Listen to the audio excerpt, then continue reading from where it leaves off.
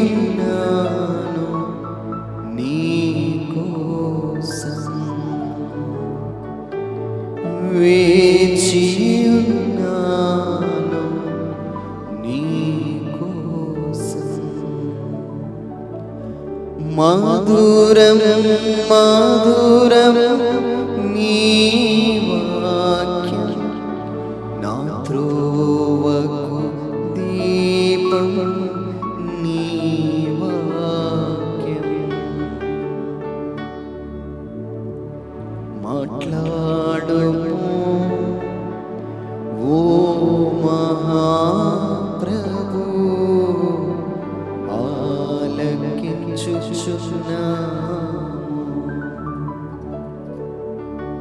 కీర్తనలు 119, 133 వచనం.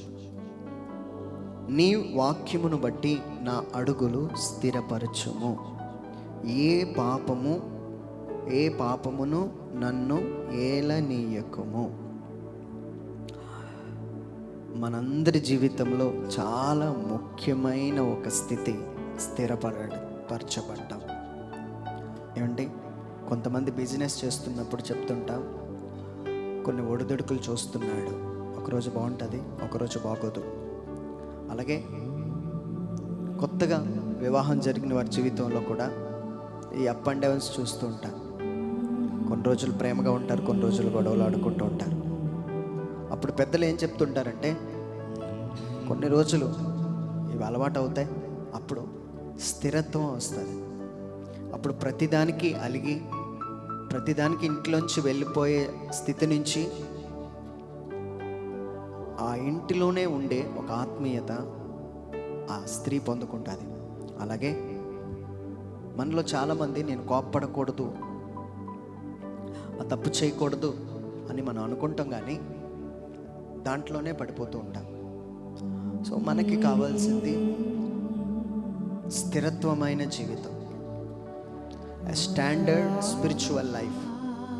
ఏమండి, మీరు ఊహించారు ఎప్పుడైనా ఏ అబద్ధం లేకుండా, ఏ పాపం లేకుండా అన్ని రోజులు ప్రభుతోనే జీవించాలి అని? అలాగా స్థిరపడే జీవితం మనం పొందుకోవాలని ఆశపడుతుంటాం. దానికి సొల్యూషన్ దేవుడు ఈరోజు చెప్తున్నాడు మనకి.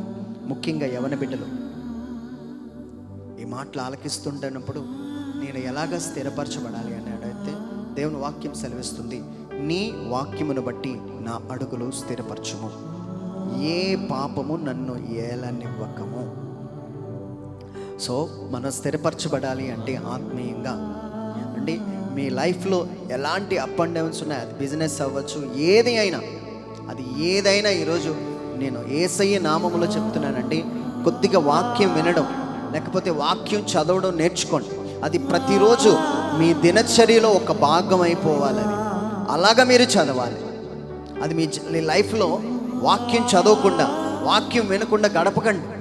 అప్పుడు ఏమవుతుందంటే one standard life will lead you. ఒక స్థిరత్వమైన జీవితం నిన్ను అది నడిపిస్తుంది, అది నిన్ను లీడ్ చేస్తుంది. అలాగా కావాలంటే వారు రోజు మనకి దేవుడు చెప్తున్నమాట, నీ వాక్యమును బట్టి నా అడుగులు స్థిరపరచబడుతున్నాయి అంటున్నాడు ఆయన. ఏమంటే దావీదు పాపం చేశాడుగా, పాపం చేసిన తర్వాత సంవత్సరం రోజులు గడిపేశాడు. అలాగా దేవుడు నన్ను ఏమనట్లేదు, నేను రాజుగా ఉన్నాను. కానీ ఒకరోజు ప్రవక్తతో దేవుడు మాట్లాడినప్పుడు, అయ్యా నువ్వు ఇలాగ పాపం చేశావని దేవుడు తెలియపరిచినప్పుడు ఆయనకు అర్థమైంది, ఆయన వాక్యమును బట్టి నా అడుగులు స్థిరపరచబడతాయి. ఇదిగో ఈరోజు రక్షణ అనుభవాన్ని కోల్పోయిన నేను నా అడుగులు స్థిరపరచబడాలి అంటే వాక్యమే నాకు ఆధారమైన ఆయనకు అర్థమైంది. అందుకే కీర్తన రాశాడు ఆయన, ప్రభా నీ వాక్యమును బట్టి నా అడుగులు స్థిరపరచుము, ఏ పాపము నన్ను ఏలనీయకము. ఏ పాపము మనల్ని ఏలకూడదండి. అలాంటి ఒక ఆత్మీయత దేవుడు మనకి ఇవ్వాలని మనం కోరుకుందాం.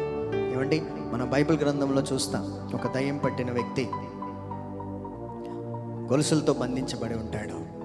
ఎందుకు అంటే ఆయన పదే పదే కొన్ని రాళ్లతో, కొన్ని వస్తువులతో తనకు తాను గాయపరుచుకుంటూ ఉంటాడు. కొన్ని రోజులు సైలెంట్గా ఉండిపోతాడు, కొన్ని రోజులు అరుస్తుంటాడు. అందుకే ఆయన ఊరు చివర సమాధుల్లో ఆయన ఉన్నాడు. మనం కూడా చాలా సందర్భాలలో కంట్రోల్ లేనప్పుడు బంధిస్తూ ఉంటారు. కొన్ని స్థిరత్వం లేనప్పుడు కొన్ని పనులు మనకి అప్పగించరు కదా. ఇంట్లో నువ్వు స్థిరత్వం లేనివాడు డబ్బుల విషయంలో నిన్ను నమ్మరు, దానికి దూరం పెడతారు. అలాగే కోపం ఎక్కువ అనుకోండి, కొన్ని విషయాలు నీ వరకు తేరు. ఎందుకు అంటే ఆ కోపం రానంత వరకు ఒకలా ఉంటావు, కోపం వస్తే నీ రూపం, నీ ఫేషియల్ ఎక్స్ప్రెషన్స్ అన్నీ మారిపోతాయి. కాబట్టి కొన్ని విషయాలు నీ దగ్గర వరకు రావు. కానీ ఈరోజు కీర్తనకారుడు ఒక సీక్రెట్ మనకి చెప్తున్నాడు. స్థిరత్వమైన ఒక స్థితి దేవుడు మనకి దాచిపెట్టి ఉంచాడు, అది వాక్యంలోనే ఉన్నది. ఏమండి, మీరు గమనిస్తే ఆ దయ్యం పట్టిన వ్యక్తి సమాధుల్లో ఉన్న కొన్ని సంవత్సరాలు సమాధుల్లోకి వెళ్ళగానే తనకు తాను గాయపరుచుకుంటున్న ఒక యవనస్తుని అందరూ చూస్తున్నారు. అలవాటైపోయింది వాళ్ళకి. కొన్ని సందర్భాలలో రాళ్ళు ఇసురుతుంటాడు మనుషుల మీదకి, అందుకే గొలుసులతో బంధించేశారు. స్థిరత్వం లేదు కాబట్టి ఎప్పుడు ఏ ఆపద వస్తుందో తెలియక బంధించి ఉంచారు. అలాంటి బంధించబడిన వాళ్ళు, స్థిరత్వం లేని వారికి నేను చెప్పిన ఒక్క మాట, వాక్యము నడిచి వెళుతుంటుండగా ఈరోజు ఆ వాక్యము ఈ మీడియా ద్వారా మీ ముందుకు వస్తుంది.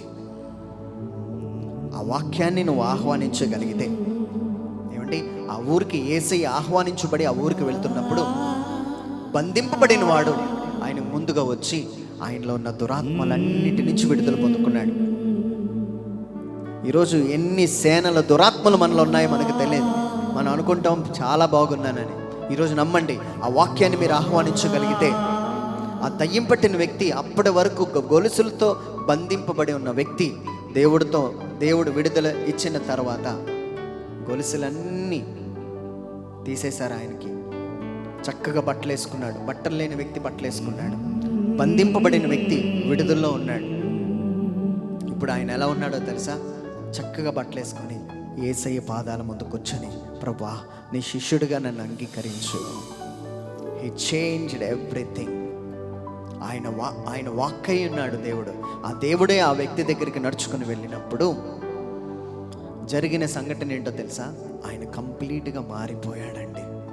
స్థిరత్వం వచ్చేసింది. అప్పటి వరకు ఒక దగ్గర కామ్గా కూర్చోలేని వ్యక్తి స్థిరత్వం పొందుకున్నాడు. ఆ గొలుసులన్నీ తీసేశారు, ఫ్రీ అయిపోయాడు. ఈరోజు దేవుడు నిన్ను కూడా ఫ్రీ చేస్తున్నాడు.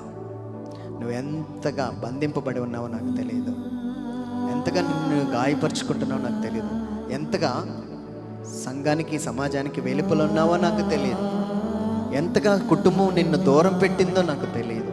ఈయనకి ఏ పని అప్పచెప్పిన ఫెయిల్యూరే అని నిన్ను అనుకుంటున్నారేమో. Today a good news is, ఆ వాక్యం నీ దగ్గరికి నడుచుకుని వచ్చే గడియ, ఆ వాక్యం నీ దగ్గరికి వచ్చినప్పుడు దేవుడు తప్పనిసరిగా మన జీవితాలను ప్రభావితం చేస్తాడు. కాబట్టి ప్రభువుని అడుగుదాం, ప్రభువా రహస్యాలన్నీ నాకు తెలియపరిచి నీ పాదాల దగ్గరే ఉండే స్థిరమైన మనస్సు నాకు ఇవ్వమని అడుగుదాం. వేదములోని